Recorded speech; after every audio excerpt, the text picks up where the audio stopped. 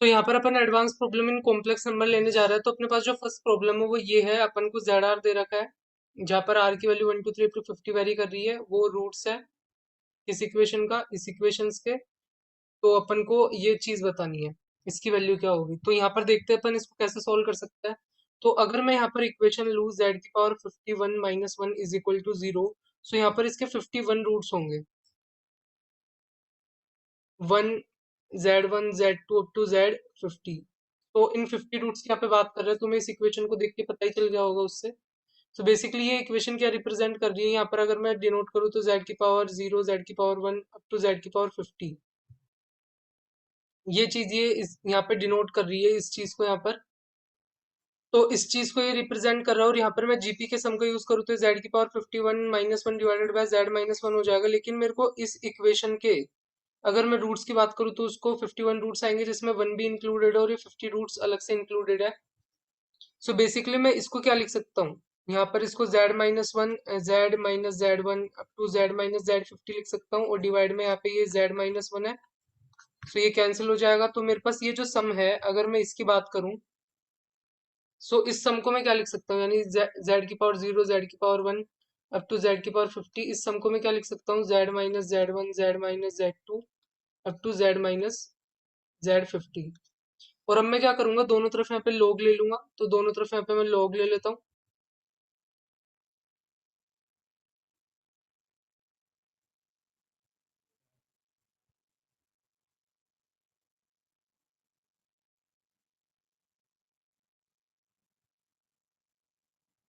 तो मैंने दोनों तरफ यहाँ पे लॉग ले लिया, और अब इसको मैं डिफरेंशिएट कर देता हूँ दोनों तरफ। तो दोनों तरफ डिफरेंशिएट कर दूंगा तो यहाँ पे नीचे तो यही वाली क्वांटिटी आ जाएगी, और यहाँ पर क्या होएगा, यहाँ पर इस वन का डिफरेंशिएशन यहाँ पे 0 हो जाएगा, इसका 1 प्लस यहाँ पे 2z आएगा प्लस 3z² आएगा, टू यहाँ पर आएगा 50 z⁻49। और इधर आएगा मेरे पास 1 divided by z-z1 plus 1 divided by z-z2 up to 1 divided by z-z50। और अब z की वैल्यू यहाँ पे 1 पुट कर दूंगा मैं दोनों तरफ। तो यहाँ पे मेरे पास क्या बन जाएगा, ऊपर बनेगा 1 + 2 + 3 अप टू यहाँ पे 50 बनेगा, और नीचे मेरे पास यहाँ पर ये 1 + 1 + 1 ऐसे ही 51 टाइम्स आएगा ये। और उधर मेरे पास बनेगा, यहाँ पे z की वैल्यू तो मैंने 1 पुट कर दी थी, तो 1 - z1 plus 1 divided by 1 - z2 up to 1 divided by 1 - z50, ये चीज बनेगी यहाँ पर। तो इसका तो मैं सम करूँ तो 50 51 डिवाइडेड बाय 2, और यहाँ पे 51 हो जाएगा, नीचे ये कैंसिल हो जाएगा, तो ये यहाँ पे मेरे पास 25 बचेगा। और यहाँ से मैं माइनस का साइन कॉमन ले लूँ तो यहाँ पे मैं इसको ऐसे लिख सकता हूँ।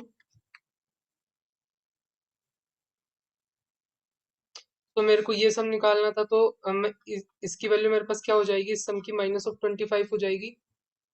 सो मैं यहाँ से बता सकता हूँ इस सम की वैल्यू -25 है। तो इस तरीके से अपन इस प्रॉब्लम को सॉल्व कर सकते हैं। तो यहाँ पर अपन को सेकंड प्रॉब्लम दे रखी है, find the centre of the arc.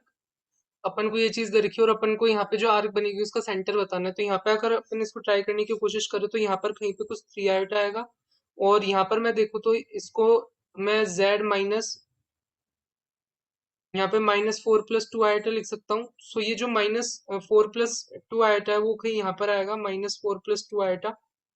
और यहाँ पर एक आर्क बनने वाली है, मान लो ये कुछ इस टाइप की जो आर्क है मेरे पास ये बनी। और इस आर्क पे मतलब यहाँ पे एक पॉइंट है z। तो यहाँ पे क्या हो रहा है, जब मैं इसको इससे ज्वाइन करता हूँ और यहाँ पर इसको इससे ज्वाइन करता हूँ और मैं इस डायरेक्शन में मूव करता हूँ -4 + 2 आइटा से 3 आइटा वाली डायरेक्शन में, तो ये एंगल जो सबटेंड होता है वो मेरे को π/4 दे रहा है। और यहाँ पे मैं कहीं पे सेंटर मान लेता हूँ। तो यहाँ पर तुम्हें पता है, अगर ये यहाँ पर इस सर्कल पर इस पॉइंट पर π/4 एंगल सबटेंड कर रही है, तो यहाँ पर π/2 एंगल सबटेंड करेगी, ये तुम्हें पता होगा। अब ये एंगल π/2 है, तो तुमने इस पॉइंट को जेड सी मान लिया, कुछ इसको तुमने जेड सी मान लिया, तो तुम क्या लिख सकते हो, z c -3 iota divided by z C minus of -4 + 2 iota.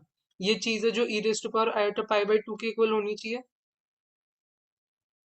अगर मैं यहाँ पे रोटेशन वाली चीज का यूज करूँ तो इन दोनों इन दोनों की लेंथ इसकी और इसकी तो सेम ही है, इसका क्योंकि दोनों रेडियस के इक्वल ही है तो वो चीज तो कैंसिल हो जाएगी रोटेशन वाले फॉर्मूला में, तो मैं इसको डायरेक्ट इस तरीके से लिख सकता हूँ। और मुझे पता है ये कि किसके इक्वल होगा, cos of pi by two plus iota time sine of pi by two के इक्वल होगा, और ये वाली चीज तो जीरो हो जाएगी तो ये सिर्फ आयोटा के इक्वल हो जाएगा। सो यहाँ पे मैं लिख सकता हूँ z C minus three iota divided by z C minus of, ये चीज यहाँ पे कितनी थी, minus of four plus two iota, तो ये minus of four plus two iota था। तो ये मेरे पास यहाँ पे किसके इक्वल आया था, आयोटा के इक्वल आया था। तो यहाँ पे मैं सॉल्व कर सकता हूँ इसको, Z C minus of three iota, इधर मैं लिख सकता हूँ यहाँ पर क्या, Z C times iota and minus, यहाँ पे प्लस का फोर आयोटा हो जाएगा एंड माइनस का टू आयोटा स्क्वायर हो जाएगा, तो जेड सी माइनस थ्री आयोटा, ये Z C times iota and ये four iota, iota square minus one होता है प्लस टू हो जाएगा इधर, Z C times one minus iota is equal to four I, यहाँ पे ये four iota plus three iota plus two. So यहाँ पे जेड सी मेरे पास simply seven iota plus two divided by one minus iota हो जाएगा, और इसको तुम सिंप्लीफाई करोगे। सो तुम क्या कर सकते हो यहाँ पर सिंप्लीफाई करने के लिए, बेसिकली ऊपर नीचे वन प्लस आयोटा से मल्टीप्लाई कर दो, और ये सिंप्लीफाई होकर तुम्हारे पास nine iota minus five divided by two आ जाएगा। तो इस तरीके से तुम यहाँ पे सेंटर निकाल सकते हो। सो अब तुम्हें समझ में आया होगा ये कैसे करना है। सो यहाँ पे अपन को जो थर्ड प्रॉब्लम है वो ये दे रखी है, the complex number z lies on the curve, वो इस कर्व पे लाई करता है, तो अपन को फाइंड लोकस करना है, find the locus of complex number this, तो अपन को इस चीज का यहाँ पे लोकस फाइंड आउट करना है। सो सबसे पहले इसको थोड़ा सिंप्लीफाई करता हूँ मैं, तो यहाँ पर इसको मैं क्या लिख सकता हूँ, यहाँ पे वन माइनस आयोटा को मैं इधर मल्टीप्लाई कर दिया। अब यहाँ पे मैं क्या करूंगा, z को मैं क्या लिख सकता हूँ यहाँ से, minus of iota plus this quantity, इस तरीके से लिख सकता हूँ। सो इस तरीके से लिखने के बाद अब मैं इस z की वैल्यू को यहाँ पे पुट कर दूंगा।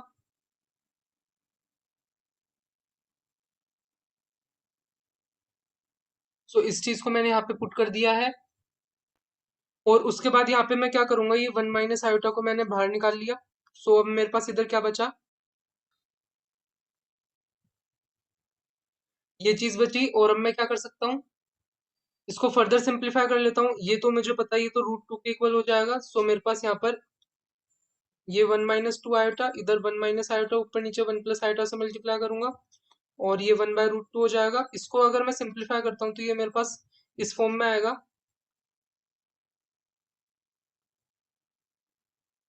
तो मेरे पास कुछ इस फॉर्म में आ जाएगा ये, तो यहाँ से मुझे क्या पता चला है, इसका लोकस है वो क्या है, सर्कल है, जिसका सेंटर तुम यहाँ से देख के बता ही सकते हो कितना है, minus three plus iota divided by two, और जिसकी radius one by root two है। तो इस तरीके से अपन इसको सॉल्व कर सकते हैं। तो यहाँ पर अपन को जो नेक्स्ट प्रॉब्लम दे रखी है वो ये दे रखी है कि Z1 Z2 Z3 up to Zn ये सारे कॉम्प्लेक्स नंबर है जो इस चीज को सेटिस्फाई करता है। तो जो अपन को Z है वो ये दे रखा है, तो अपन को Z के बारे में ये दो चीजें बतानी कि एक रियल नंबर होगा और ये ग्रेटर देन जीरो होगा और less than equal to n square होगा। तो ये चीज अपन को यहाँ पे बतानी है, तो देखते हैं कैसे कर सकते हैं। तो सबसे पहले मैं Z को लिखता हूँ, Z का सिंप्लीफाइड वर्जन। सो इसको मैं लिख सकता हूँ Z1 plus Z2 plus Z3 up to Zn, और यहाँ पे मल्टीप्लाई में one by Z1 plus one by Z2 up to one by Zn, इस तरीके से लिख सकता हूँ। अब मुझे पता है कि जो जो भी सारे कॉम्प्लेक्स नंबर है वो इस इक्वेशन को सेटिस्फाई कर रहे हैं। तो बेसिकली इस चीज को मैं ऐसे भी लिख सकता हूँ, और इस चीज को मैं ऐसे भी लिख सकता हूँ। तो यहाँ से मैं Z1 बार को वन बाय Z1 लिख सकता हूँ, Z2 बार को वन बाय Z2 लिख सकता हूँ, ऐसे ही Zn बार को वन बाय Zn लिख सकता हूँ। और मैं यहाँ पे पुट कर देता हूँ इसको। सो यहाँ पे मैं इसको ऐसे लिख सकता हूँ Z1 plus Z2 plus Z3 up to Zn, ये हो गया Z1 बार, ये हो गया Z2 बार, ये Zn बार हो गया। अब मैं इसको क्या लिखूंगा, Z1 plus Z2 up to Zn, इसको मैं Z1 plus Z2 to Zn का होल बार लिख सकता हूँ। और ये जो Z है फिर मेरे पास क्या हो जाएगा, इस Z को फिर मैं ऐसे लिख सकता हूँ Z1 plus Z2 up to Zn के मॉड्यूलस का होल स्क्वायर, इस तरीके से लिख सकता हूँ, जो कि तुम्हें पता है कि रियल नंबर आएगा। और फिर मैं इस चीज को ऐसे भी लिख सकता हूँ, ये जो क्वांटिटी होगी वो ऑलवेज लेस देन होगी modulus of Z1 plus modulus of Z2 up to modulus of Zn के होल स्क्वायर के, ये चीज भी मुझे पता है। और मुझे पता है कि modulus of Z1 is equal to one है, modulus of Z2 is equal to one है, modulus of Z1 Zn is equal to one है, तो ये जो सम है वो तो n हो जाएगा और इसका स्क्वायर। सो ये ऑलवेज यहाँ पे लेस देन एन स्क्वायर आने वाला है। और ऑब्वियसली यही दो चीजें अपन को प्रूफ करनी थी, तो होप तुम्हें समझ में आया होगा। फिर आगे देखते हैं। सो यहाँ पर अपने पास प्रॉब्लम दे रखी है कि cos alpha cos beta cos gamma का जो सम है वो जीरो दे रखा है और इसका सम भी अपन को जीरो दे रखा है। तो अपन को ये जो सम है और ये जो सम है वो भी जीरो के इक्वल होगा, ये प्रूफ करना है। ये जो चीज है वो इसके इक्वल होगी और ये जो चीज है वो इसके इक्वल होगी, ये अपन को प्रूफ करना है। तो देखते हैं अपन इसको कैसे कर सकते हैं। सो सबसे पहली बात यहाँ पे नोटिस करने की है कि अपन ये जो z1 है उसको मैं यहाँ पे ऐसे कॉम्प्लेक्स नंबर मान लेता हूँ, cos of alpha plus iota sine alpha. इसको मैंने कुछ z1 बोल दिया। वैसे ही यहाँ पर z2 को मैंने क्या बोल दिया, cos of beta plus iota sine beta. और वैसे ही मैंने यहाँ पे इसको z3 को बोल दिया, cos of gamma plus iota sine gamma. So ये चीज है। तो अब मैं यहाँ से one by z1 plus one by z2 plus one by z3 निकालने की कोशिश करता हूँ। तो वन बाय z1 क्या हो जाएगा, बेसिकली ये मेरे पास क्या है, e raise to power iota alpha है। सो ये क्या हो जाएगा, e raise to power minus iota alpha plus e raise to power minus iota beta plus e raise to power minus iota gamma, जो कि क्या हो जाएगा, cos of alpha minus iota sine alpha plus cos of beta minus iota sine beta and cos of gamma minus iota sine gamma. So अब तुम्हें पता है कि ये जो सम है वो जीरो दे रखा है और ये सम भी जीरो दे रखा है। तो बेसिकली ये जो पूरा जो सम है वो भी जीरो हो जाएगा। सो सबसे पहले तो अपन ने ये नोटिस किया। उसके बाद यहाँ पर मैं ये बताना चाहूंगा, जो z1 square plus z2 square plus z3 square है, इसका सम अगर अपन चेक करें तो इसको मैं z1 plus z2 plus z3 का whole square minus two times z1 z2 plus z2 z3 plus z3 z1 लिख सकता हूँ। अब ये जो z1 plus z2 plus z3 है तो अपन को जीरो दे ही रखा है और यहाँ से मैं z1 z2 z3 कॉमन ले लूँ तो इसको मैं one divided by z1 plus one divided by z2 plus one divided by z3 इस फॉर्म में लिख सकता हूँ। और ये जो सम है वो अभी मैंने जीरो प्रूव कर ही दिया। सो ये जो है वो भी अपने पास जीरो आ जाएगा। सो यहाँ पे अपने पास ये चीज भी मिल गई। सो अब अपन को वो चीज मिल गई कि z1 square plus z2 square plus z3 का स्क्वायर का जो सम है वो जीरो है। तो यहाँ पे z1 को मैंने क्या माना था, cos alpha plus iota sine alpha का स्क्वायर, ये हो गया मेरे पास cos of beta plus iota sine beta का स्क्वायर, ये हो गया मेरे पास cos of gamma plus iota sine gamma का स्क्वायर। और यहाँ पे मैं इसको ओपन कर दूंगा डीमोवियर्स थ्योरम से, cos of two alpha plus iota sine two alpha. यहाँ पे मेरे पास हो जाएगा cos of two beta plus iota sine two beta. और यहाँ पे मेरे पास हो जाएगा cos of two gamma plus iota sine two gamma. अब यहाँ से अपने पास इसका रियल पार्ट भी जीरो आ जाएगा, इस पूरी क्वांटिटी का, और इमेजिनरी पार्ट भी जीरो आ जाएगा। और उससे अपन क्या प्रूव कर देंगे, जो अपन को ये चीज दोनों चीज प्रूव करनी थी वो अपन ने कर दिया है यहाँ पर। तो जो नेक्स्ट चीज को प्रूव करने के लिए अपन क्या देखते हैं, यहाँ पर मैं देखता हूँ z1 का क्यूब प्लस z2 का क्यूब प्लस z3 का क्यूब, इस चीज को फोकस करता है। तो यहाँ पे सबसे पहले मैं इस चीज को ऐसे लिख सकता हूँ, z1 प्लस z2 का whole cube minus three z1 z2 z1 plus z2, इस फॉर्म में लिख सकता हूँ यहाँ पर इसको। और यहाँ पे मेरे पास z3 का होल क्यूब तो आ ही जाएगा। अब मुझे पता है कि जो z1 plus z2 plus z3 है वो जीरो है, तो इसको मैं माइनस ऑफ z3 का होल क्यूब लिख सकता हूँ। और यहाँ पे भी मैंने इसको रिप्लेस कर दिया। अब ये दो चीज तो कैंसिल हो जाएगी और यहाँ पे थ्री z1 z2 z3 बचेगा। अब अगर अपन इस तरफ वाली चीज को देखें तो ये cos of alpha plus iota sine alpha का यहाँ पे होल क्यूब है, जिसको मैं करूंगा cos of three alpha plus iota sine three alpha. इसी तरीके से बाकी दो को भी लिख लूंगा।